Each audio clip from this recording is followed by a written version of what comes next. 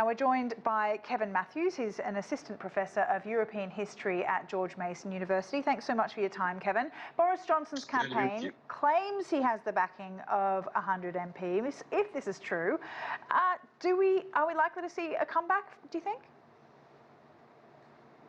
Oh, it's altogether possible.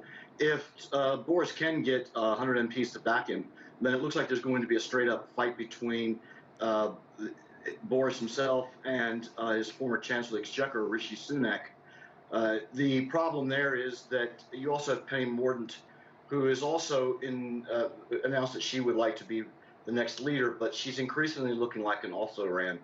And I have to say that given the fact that the last three prime ministers, two of them have been women, she's got that going against her.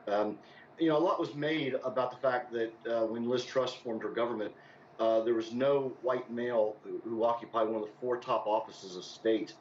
And I'm all for diversity, but diversity is not equal to competence. And I think what they're looking for right now is competence.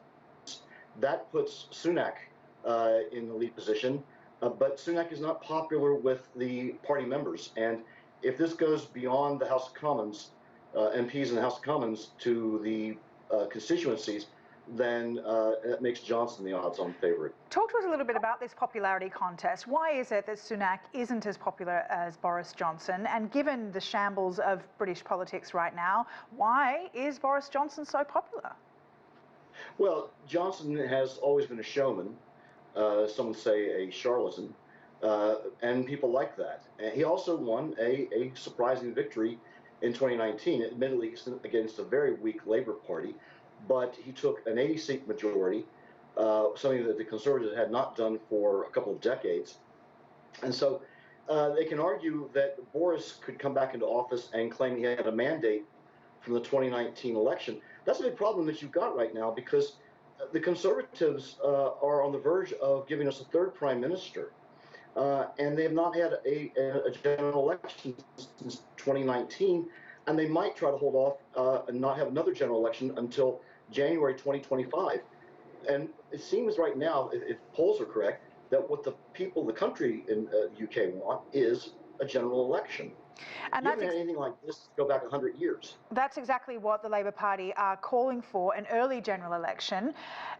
It looks like at this point that the Conservative-controlled counties are tipping towards Labour. Do you think that it would be an opportunity for Labour to step in and take over Parliament, or would Tories even still have a chance if they had the next 2 years to clean up after themselves?